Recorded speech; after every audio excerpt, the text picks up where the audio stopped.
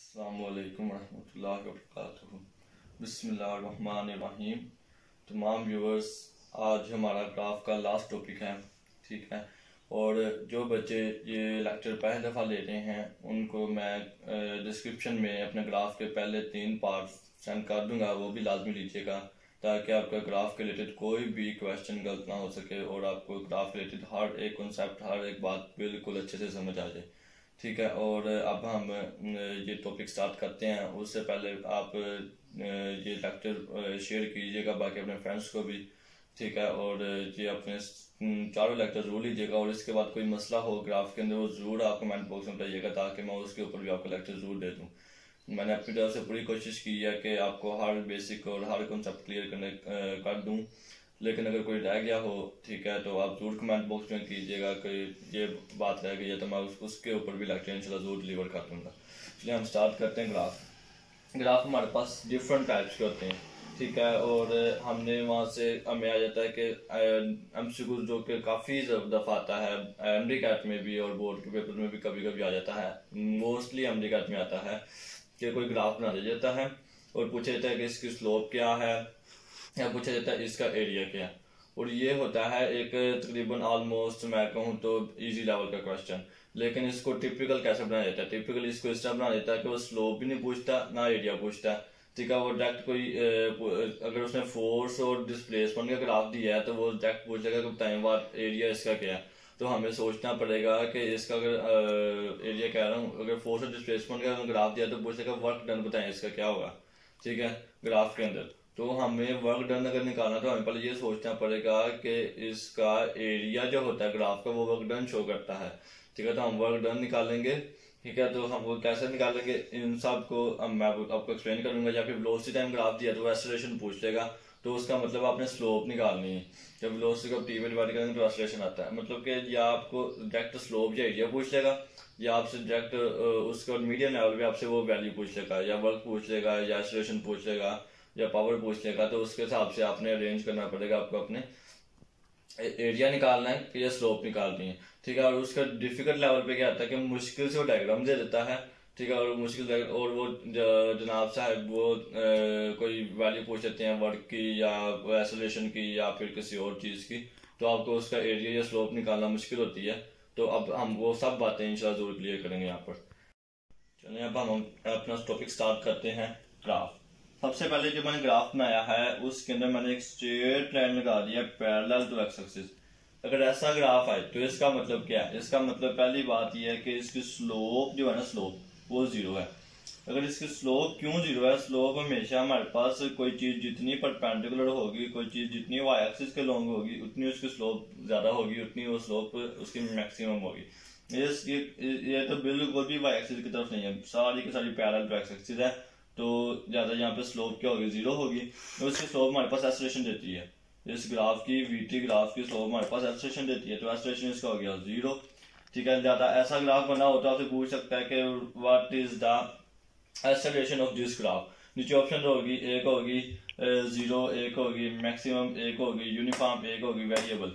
तो आप बच्चों को कंफ्यूज नहीं होना बिल्कुल भी। एक ऑप्शन जीरो है, एक मैक्सिमम है, एक यूनिफॉर्म है, एक वेरिएबल है। तो आपने परेशान नहीं होना। अब आपको मैं समझा देता हूँ यहाँ पे। वैसे अभी मैं समझाने से पहले अगर आपको बताऊँ तो इसका आपका आंसर जीरो होगा, इसका आपका आंसर यूनिफॉर्म होगा, इन दोनों का आंसर आपके पास वेरिएबल होगा और इसका आंसर आपके पास मैक्सिमम होगा, ठीक है। और आपसे कोई भी ग्राफ आपके पास सामने आ जाए तो आपसे पूछा जाए कि बताएं कि इस ग्राफ की स्लोप यानी एक्सेलरेशन क्या है? जीरो है, मैक्सिमम है, यूनिफॉर्म है या फिर वेरिएबल है। तो जीरो में ये ग्राफ आएगा जो पैरेलल टू एक्स एक्सिस होगा, मैक्सिमम में ये आएगा जो पैरेलल टू वाई एक्सिस होगा, जो कि बिल्कुल परपेंडिकुलर होगा, तो स्लोप मैक्सिमम होगी।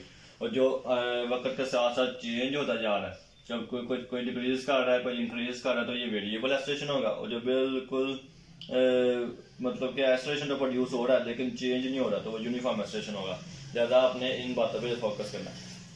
अब इसके बारे में स्लोप की जगह एरिया पूछ ले कि इस ऐसा ग्राफ दिया वेलोसिटी ग्राफ का पीछे एरिया निकालना, तो एरिया निकालना बिल्कुल भी मुश्किल नहीं है। या आपसे पूछ ले कि डिस्टेंस बताएं इस ग्राफ का, ठीक है। तो वी टी का मल्टीप्लाई करें तो आंसर आता है डिस्टेंस प्लस हमने इसका उसने एरिया पूछा है। इनडायरेक्ट उसने आपसे पास ये ग्राफ दिया हो, यहाँ पे कोई वैल्यू लिखी हो, फर्ज करें 10 लिखी है, कि 10 यहाँ पे मीटर पर सेकंड हमारे पास वेलोसिटी होगी थी, ठीक है, यहाँ पे भी 10 सेकंड हमारे पास टाइम लिखा हो, ठीक है, और वो हमारे से पूछ ले कि बताएं what is the distance covered by the body, ठीक है, तो हम क्या करेंगे, डायरेक्ट हम यहाँ से 10 और 10 को मल्टीप्लाई करेंगे, हमारे पास है 100 मीटर हमने एरिया कवर कर लिए, क्योंकि हमें पता है कि जो इसका डिस्टेंस है, इस ग्राफ में डिस्टेंस एरिया देता है और स्लोप हमारे पास एक्सेलरेशन देती है, तथा हम एक्सेलरेशन हम निकाल लेंगे, ठीक है, और स्लोप के जरिए, और जो हमने निकालना डिस्टेंस वो हम निकाल लेंगे एरिया के जरिए, ठीक है। इसका हम ये कैसे पता लगेगा, स्लोप इसकी ये दे दी है, एक्सेलरेशन दे दी है और एरिया इसका डिस्टेंस दे रहा है, इसके ऊपर मैं पहला लेक्चर ग्राफ का बहुत डिटेल में देखे हैं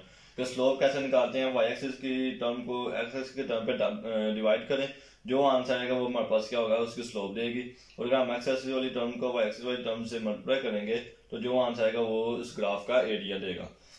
अब हम नेक्स्ट ग्राफ पे चलते हैं। इस ग्राफ में हमारे पास क्या है, स्लोप जो है यूनिफॉर्म है, स्लोप यूनिफॉर्म है मतलब कि एक्सेलरेशन भी यूनिफॉर्म है। ये मीन्स क्या मतलब है, फर्स्ट करें यहाँ पे हमारे पास अगर वेलोसिटी 5 होती, 5 सेकंड टाइम होता तो यहाँ पे 10 हो जानी थी, और यहाँ पे 10 और 8 लास्ट यहाँ पे 15 ही यहाँ पर वेलोसिटी और 15 ही सेकंड टाइम है, मतलब 5 सेकंड में 5 मीटर पर सेकंड वेलोसिटी इंक्रीज करती जा रही है, फिर 10 सेकंड पे 10 मीटर पर सेकंड, फिर 15 सेकंड पे 15 मीटर पर सेकंड, मतलब कि यूनिफॉर्मली वेलोसिटी इंक्रीज कर रही है, कांस्टेंट नहीं है। ज़्यादा एक्सेलरेशन हमारे पास क्या है, यूनिफॉर्म, एक्सेलरेशन यूनिफॉर्म आ गया तो यहाँ से हम एक्सेलरेशन हम इजीली निकाल देंगे स्लोप के जरिए। अगर आपसे एक्सेलरेशन को पूछा जाए कि एक्सेलरेशन क्या आपने करा, यूनिफॉर्म, ठीक है। अगर आपसे इस ग्राफ का एरिया पूछ दिया जाए कि बताएं, या फिर आपसे पूछा कि what is the distance covered by the body, ठीक है, और आपके पास ये ग्राफ दिया जाए अकॉर्डिंग टू दिस ग्राफ, ठीक है, तो यहाँ पे हमने फर्ज किया था 15 है, ठीक है, इसके बिल्कुल पहले हमने कहा था बिल्कुल 15 हमने रख दिया था फर्ज करें, ठीक है, और उसके हम यहाँ पे भी हमने 15 रख लिया था, ठीक है।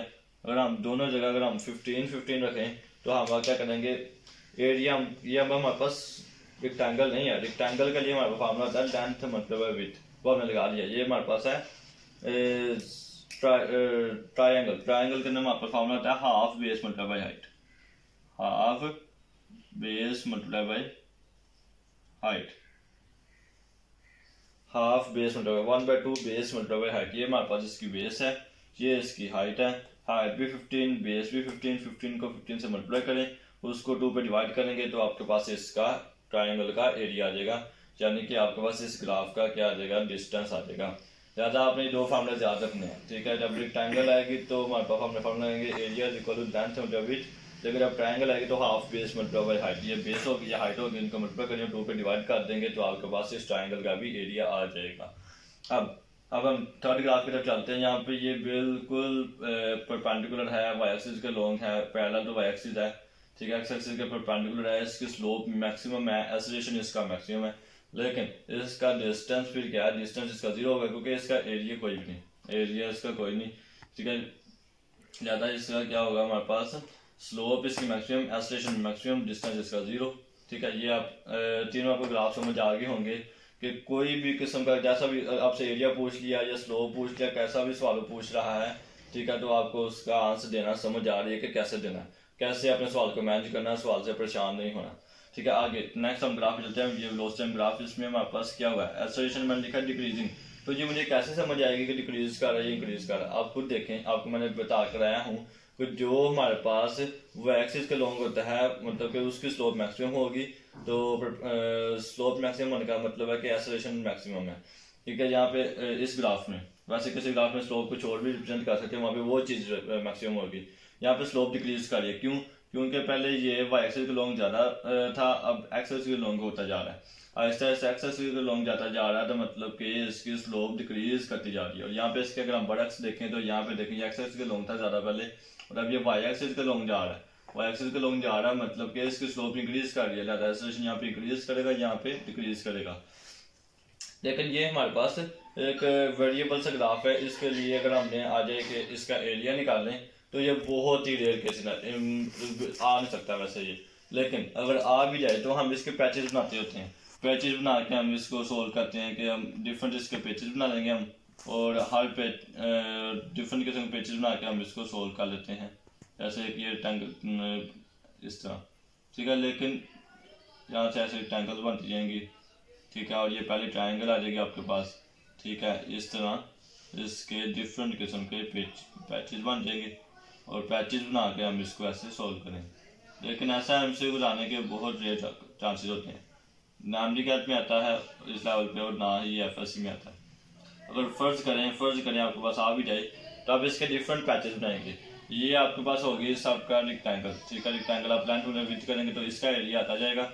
फिर उसके बाद ये आपके पास ट्रायंगल होंगी, अब ट्रायंगल का भी निकालना पड़ेगा, ठीक है। ये सब आप निकालने के बाद सबको ऐड करेंगे तो आपके पास आंसर आ जाएगा कि इस ग्राफ का एरिया कैसे निकलेगा। लेकिन मैंने कहा ये बहुत रेयर चांसेस हैं कि मैं भी अमेरिका देख के आ चुका हूँ, उसकी पूरी तैयारी कर चुका हूँ, बिल्कुल भी चांस नहीं होता कि ऐसा MCQ आए। ज़्यादातर चांसेस होते हैं कि ये ऐसा आ जाए और डिफिकल्ट लेवल पर इस किस्म का MCQ आ जाता है। उसके बाद अब इस ग्राफ का भी आपने पैचेस बनाकर ही इसका एरिया निकालना है। स्लोप आपको मैंने समझा दिया है। तो हम लास्ट ग्राफ की तरफ चलते हैं। लास्ट ग्राफ में क्या होता है, लास्ट ग्राफ में हमारे पास फोर्स और डिस्प्लेसमेंट का कोई ग्राफ दे दिया मैंने, तो इसका हमारे पास जो एरिया होगा वो हमारे पास वर्क डन देगा। तो हमारे पास कैसे सवाल आता है मैं समझाता हूँ आपको। सवाल हमारे पास आता है the work done by the object showing this graph according to this graph, ठीक है। According to this graph work done क्या होगा, ठीक है। अगर फर्ज करें हमारे पास यहाँ पे ये हो, हमारे पास 10 हो, ठीक है। और ये भी अगर मैं फर्ज करूँ इसको मैं 20 रख लूँ, ठीक है, और मैं 20 रख दिया, ठीक है। तो उसके हिसाब से अगर मैं इसको सोल्व करूँ 30 कर लेते हैं ताकि 30 के हिसाब से आसानी होगी थोड़ी सी हमें, ठीक है। अगर मैं इसको 30 कर दूँ उसको 10 कर दूँ तो इसमें क्या होगा, तो ये होगा 5 ये 10 ये फिर 10 20 ये 30। लिहाजा हमने इसको अब सोल्व करना है। तो इसको ये हमारे पास थोड़ी डॉटेड लाइनें थी, तो हमारे पास ऐसे एक डायग्राम बनी थी, हमने डॉटेड लाइन लगाई एरिया निकालने के लिए। क्यों लगाई, ताकि हम इसको इजीली सोल्व कर सके। वैसे हम इसका एरिया नहीं निकाल पा रहे। जैसे ही मैंने इसके ऊपर जैसे डॉटेड लाइन लगाई तो मेरे पास 2 ट्रायंगल्स बन गई, एक रेक्टेंगल बन गई। तो मैंने इजीली इसको सोल्व करने की कोशिश की। कैसे, सबसे पहले मैंने इस ट्रायंगल का एरिया निकालना है। यहाँ पे भी 10 है, यहाँ पे भी 10 है, यहाँ पे 20 है, ठीक है। जब मैंने यहाँ से 10 था, 10 को 10 से मैंने मल्टीप्लाई किया, ठीक है, तो आंसर आया मेरे पास 100 और 100 को मैंने 2 में डिवाइड भी करना है, हाफ बेस मल्टीप्लाई हाइट, तो 50 आंसर आ गया मेरे पास इस ट्रायंगल का। कितना है 50, अब लिख देते हैं 50। अब मैंने इस रेक्टेंगल का निकालना है। रेक्टेंगल का कितना है 20 नहीं है, 10 से 20 के दरमियान कितना है 10 इसकी हमारे पास इसकी विड्थ है और इसकी लेंथ भी 10 है। तो 10 प्लस 10 मल्टीप्लाई 10 100 प्लस 100, ठीक है। समझ आ रही है ना कि कैसे एरिया निकालना है। पहले ट्रायंगल का निकाला फिर अब रेक्टेंगल का निकाल दिया। अब एक और हमारे पास ट्रायंगल रह गई है, उसकी भी हमारे पास जो बेस है वो 10 है, ठीक है, और उसकी हाइट भी 10 है। और 10 मल्टीप्लाई 10 100 का बेस मल्टीप्लाई हाइट कर लिया। ये ट्रायंगल है तो इसको हमने 2 पे डिवाइड भी करना है तो 50 आ जाएगा, ठीक है, प्लस 50। तो आंसर हमारे पास क्या आ गया 200 जॉल। ये हमारे पास वर्क डन आ जाएगा। तो हमने ऐसे आंसर देना। लिहाजा ये कुछ बातें थी जो कि आपको मैंने समझाई कि कोई डिफिकल्ट लेवल पे सवाल आ गया ना तो मुश्किल नहीं है। अब डॉट लाइन लगाया, उसकी रेक्टेंगल ट्रायंगल बन गई है, तो अब सबका एरिया निकाल के आप उसको ऐड कर दे तो आपके पास आंसर आ जाएगा। लिहाजा आपने बिल्कुल भी परेशान नहीं होना। जितना मर्जी कोई मुश्किल ग्राफ आ जाए आप उसका आपको मैं समझा देगा उसकी स्लोप इंक्रीजिंग है डिक्रीजिंग है कैसे जज करनी है, ठीक है। अगर इंक्रीजिंग होगी तो वो हमेशा हमारे पास वाई एक्सिस के लॉन्ग जा रही होगी, अगर डिक्रीजिंग होगी तो हमेशा हमारे पास वो एक्स एक्सिस के लॉन्ग जा रही होगी। जो बिल्कुल एक्स एक्सिस के लॉन्ग हो वो जीरो स्लोप, जो बिल्कुल वाई एक्सिस के लॉन्ग हो वो मैक्सिमम स्लोप, ठीक है। जो हमारे पास दोनों का एक्स एक्सिस और वाई एक्सिस डिस्टेंस बराबर हो जिसका और बिल्कुल स्ट्रेट हो तो वो यूनिफॉर्म स्लोप। लिहाजा इससे आपने स्लोप किसी भी चीज की दी हो, अगर यहाँ पे ट्रांसलेशन दे रहा था स्लोप वीटी ग्राफ का, कोई और ग्राफ हो कोई और चीज दे रहा हो तो इससे आप स्लोप का इजीली निकाल लेंगे। और आपको एरिया कैसे निकालना है भी आपको मैंने हर ग्राफ का लगा बताया। इसका कैसे निकालना है, इसका कैसे निकालना है, इसका एरिया 0 है, ठीक है, इसका कैसे निकालना है, इसका भी 25 से निकालना है और उसका कैसे निकालना है। क्योंकि इसके अलावा ऑलमोस्ट एमडीकैट के अंदर मैंने भी देखा कोई ग्राफ हो, ठीक है, और एफएससी लेवल तक एमडीकैट लेवल तक इसके बाहर कोई ग्राफ नहीं होगा इंशाल्लाह। और इसमें से आपको कोई भी एरिया या स्लोप पूछ ली जाए इंशाल्लाह अब आपकी कोई स्लोप या एरिया गलत नहीं होगा। आप इंशाल्लाह इसको जरूर अच्छे तरीके से कवर कर लेंगे। और कोई भी आपको मसला हो, आप ग्राफ में कोई भी क्वेश्चन हो, आप जरूर मुझसे कमेंट बॉक्स में पूछेगा, आपको इंशाल्लाह बहुत अच्छा आंसर दिया जाएगा और आपको जल्द आंसर दिया जाएगा ताकि आपका भी टाइम वेस्ट ना हो, ठीक है। और इस चैनल को ज़्यादा से ज़्यादा सब्सक्राइब करें और आगे आने वाली नेक्स्ट वीडियो को आप ताकि सबसे पहले देख सकें और इससे भरपूर फ़ायदा उठा सकें और अपने नंबर को ज़्यादा से ज़्यादा सिक्योर कर सकें। क्योंकि ये कुछ ऐसी बातें हैं जो कि टीचर्स को लेक्चर के दौरान बताने में इतना टाइम नहीं मिलता। वो किताब को उनको पढ़ाने का कवर कंप्लीट करने को इतना टाइम नहीं होता। वो किताब कंप्लीट करते हैं लेकिन ऐसी बातें बताने रह जाती हैं और जाके एमडी कार्ड में बताते हैं, जिसकी वजह से बच्चे एमडी कार्ड की क्लासेस ज्वाइन करते हैं। अगर आप मेरे सब लेक्चर सुन लेंगे तो इंशाल्लाह ताला आपको एमडी कार्ड की कोई क्लास लेनी नहीं पड़ेगी। आप घर बैठ कर भी आसानी से एमडी कार्ड कर सकेंगे। ज़्यादा इसको ज़्यादा शेयर करें ताकि आपके हर क्लास वालों को फ़ायदा हो और आप एमबीबीएस में इंशाल्लाह इसी साल और जो बच्चे का जब एमडी का दे उसी साल फर्स्ट अटैम्प्ट में इंशाल्लाह एमडी का एडमिशन ले सके। ठीक है, और इसी उम्मीद के साथ मैं आपसे ज़्यादा चाहता हूँ। फी ईमान अल्लाह।